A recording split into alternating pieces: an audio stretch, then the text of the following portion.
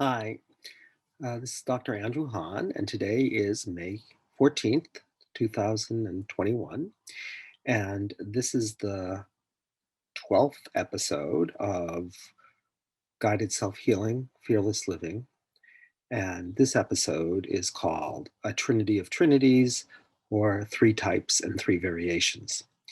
And what we're going to do today is we had started last week talking about um, three types of people and why it was important to know them. And I'm going to just review them briefly for you, and then we're going to talk about variations within the three types.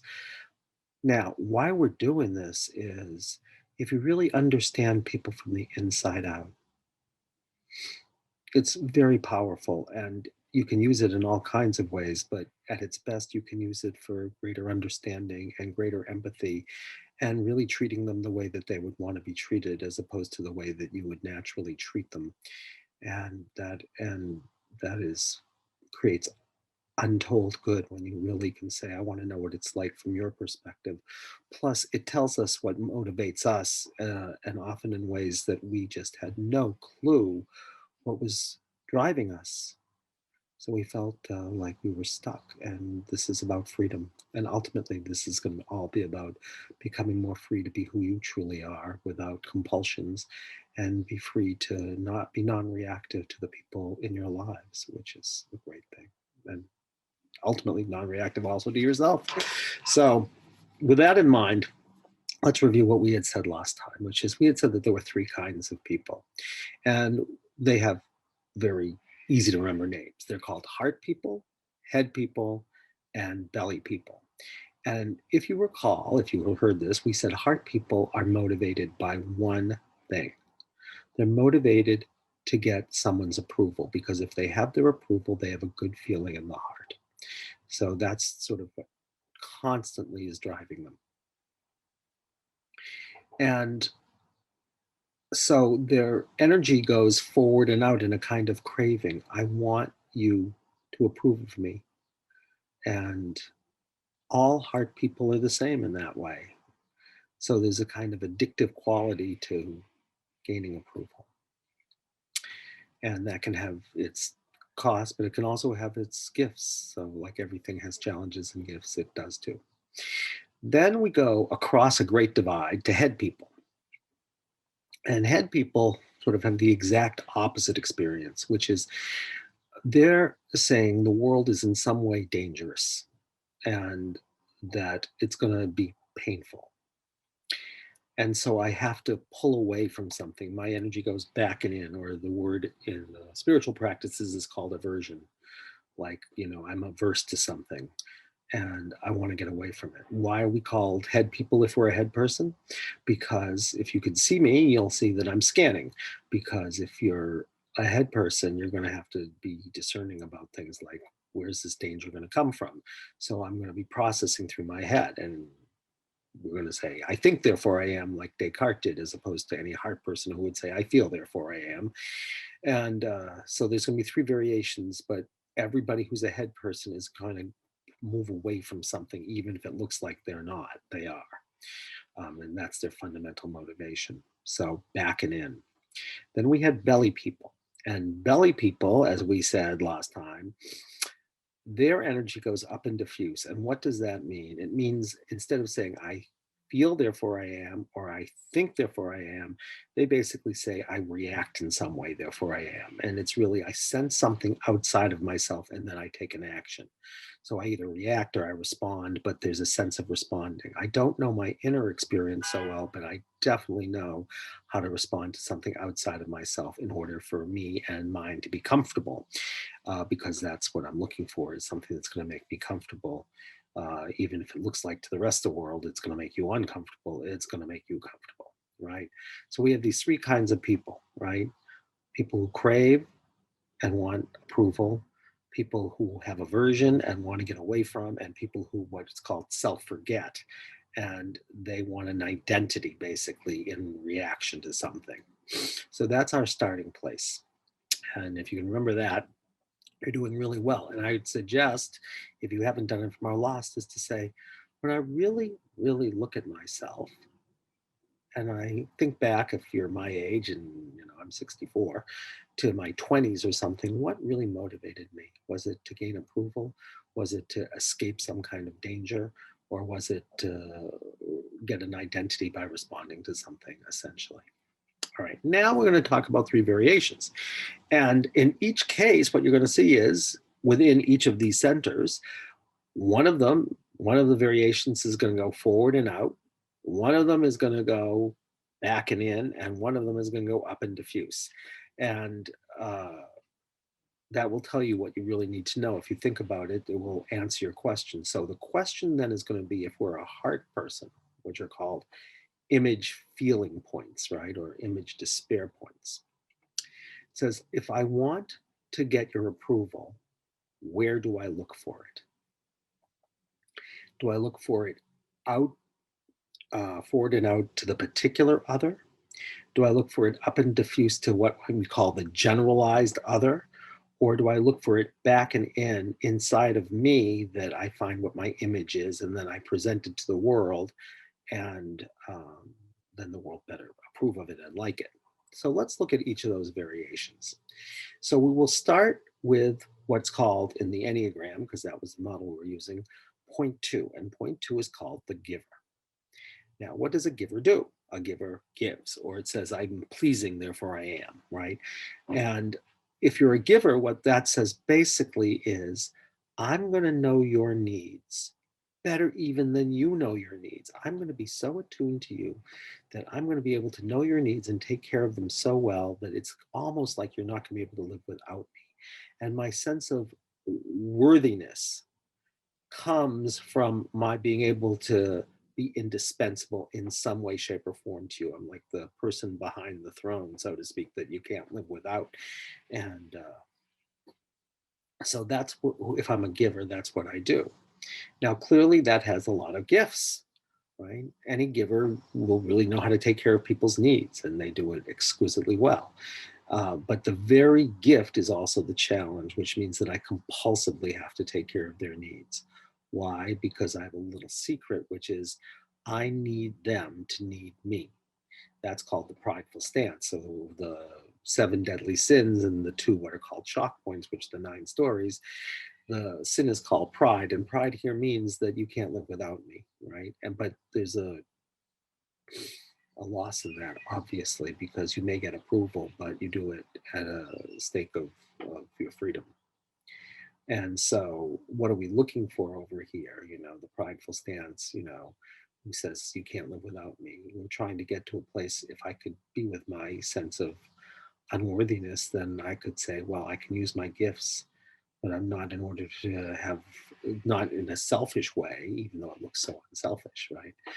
Um, but I would actually be able to give to you without expecting something back, just because I'm choosing to, and I can altruistically give. And the whole question for a giver is how many strings are attached, right? And if you're really stuck in it, there's going to be a lot of strings attached. Now, what we said, of course, is we are image feeling points if we're heart points. That means one thing. It means I have to create an image that you're going to like so that I will feel good and I won't feel despair, because I'm hopeless that you would like me if I was really who I was. So that's pretty despairing. So what I do if I'm a giver is I go to the particular other and I say, what do I have to be? You who I want, whatever that wanting is, what do I have to be in order to get your particular approval? And I will do whatever it takes to get that approval because I have skin in the game, so to speak.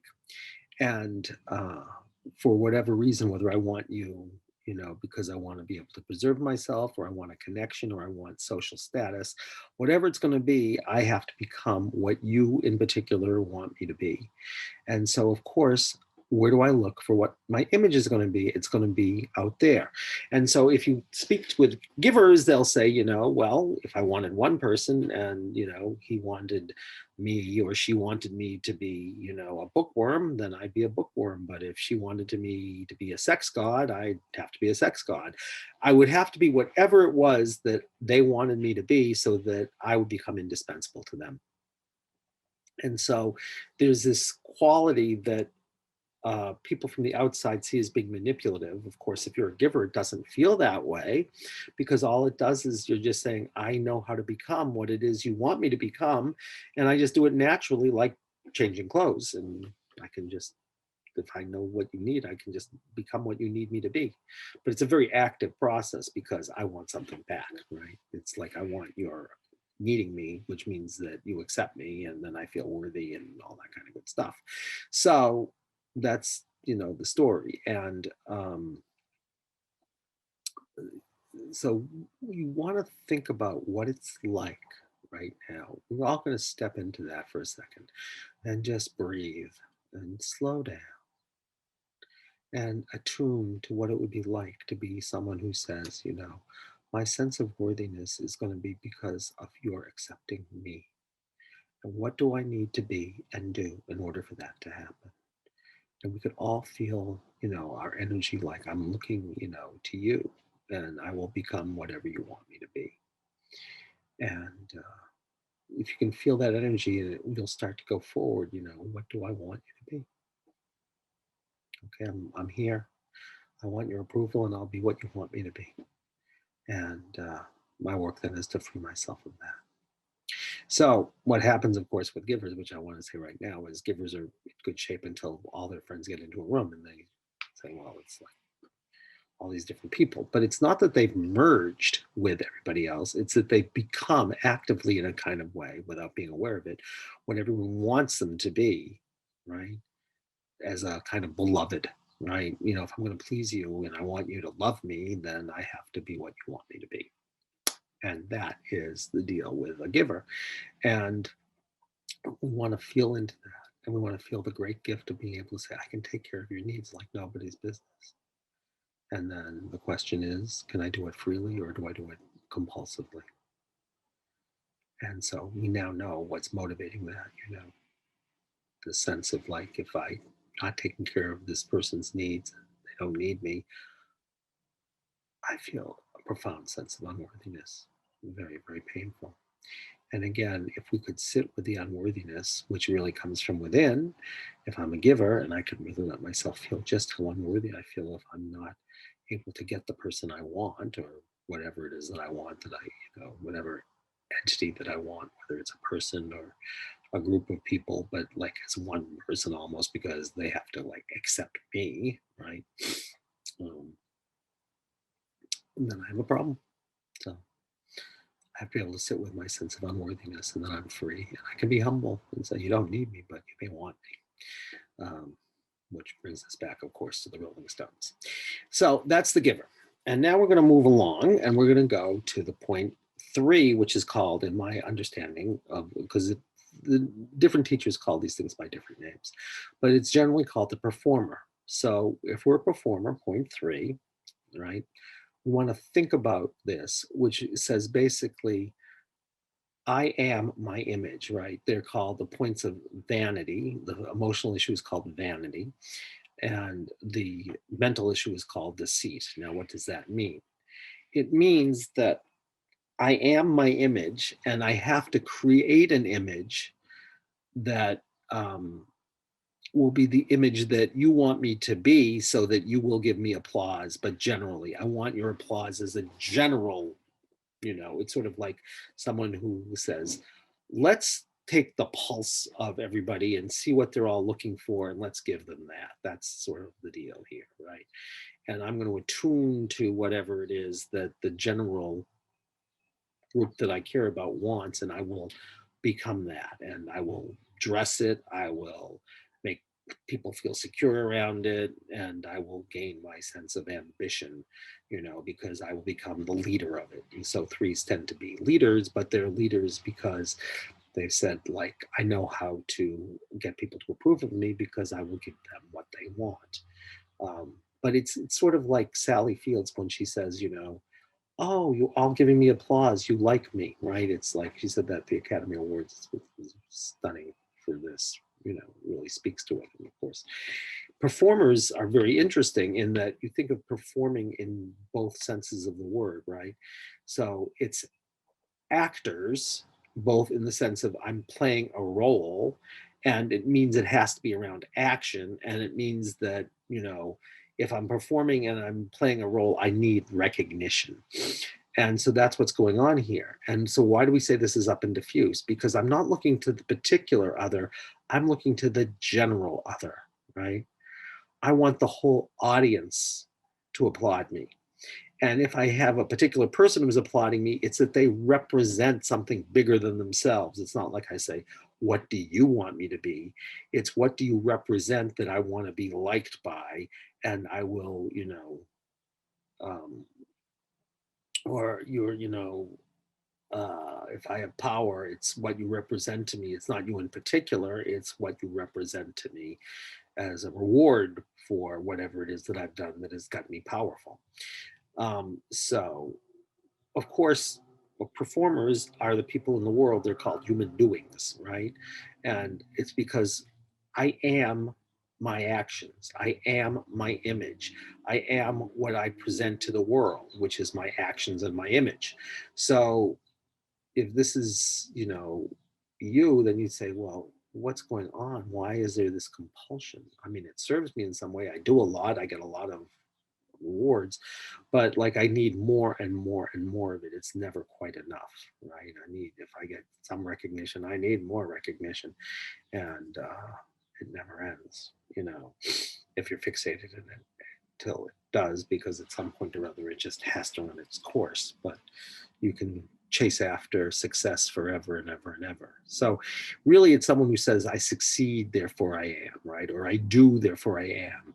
And, if you're a certain kind of performer, you literally be performing all the time. And it's like, if you want to talk about dress for success, if I'm a performer and like I have a lot of different varied interests, you look at my closet, it'd be really quite something because of course I'll have my suits when I'm going to do my business stuff, and then I will have, my leather jacket if I'm going to hang out with my, biker buddies, and then I'm going to have my casual stuff if I want to look a certain way. But it's not that I'm necessarily being that way. It's really what the world will respond to favorably, right? So, um, and the problem, of course, here is that you know, in the service of your vanity and in the service of success, you have to deceive.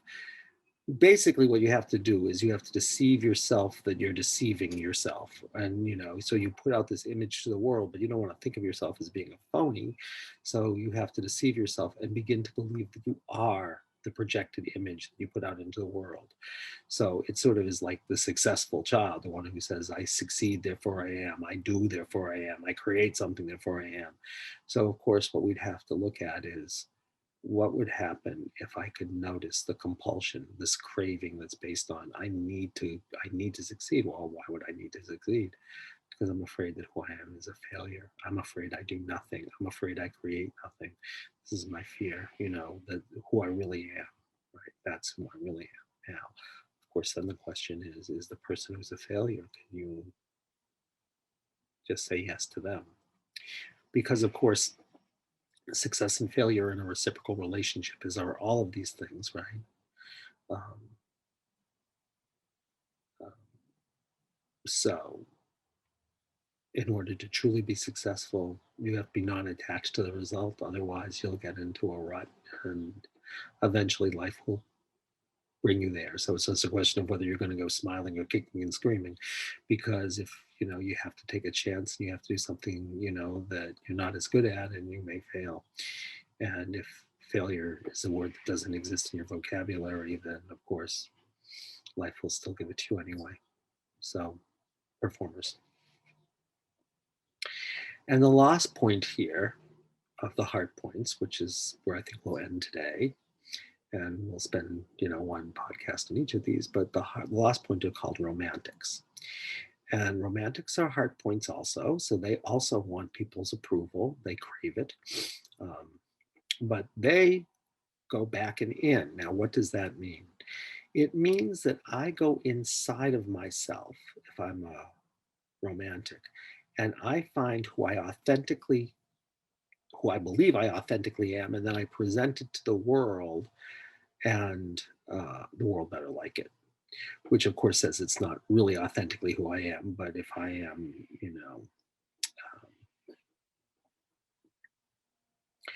romantic, I'm going to believe it's authentically who I am. But really, what it is a funny kind of thing because it's an image of authenticity. Why? Because you don't want the world to know something that you really believe will not get you attention. Because what you want, if you're a romantic, is you want attention. Of course, you're ambivalent about attention, but you basically want it. But then when you get it, you want to move away from it, but you still want someone to approve of you nonetheless, and they're going to approve of you for your authentic image. So what does that mean? It means romantics are the people who say, I have to know who I am, right? I have to know, and then I have to present it to the world. It sort of is the archetypal, not beloved, but the archetypal lover who says, like, this is who I am, and like, I'm going to present myself to you, and then of course you better respond to it. So if I'm like that, what happens? I live in a world of intensity. I live in a world of creativity. I do all of these things, right? Now, that of course is a wonderful thing if it's done from a place of freedom. But if it's not done from a place of freedom, what you'll find out is that there is kind of a dissatisfaction all the time. And, you know, always a dissatisfaction, always a craving for something that you don't have. It's called envy. The passion for the romantic is called envy. And envy means anything I have looks ordinary, which is fine, but it's ordinary, which, isn't special. And of course, if I'm a romantic, I have to be special. I have to be different.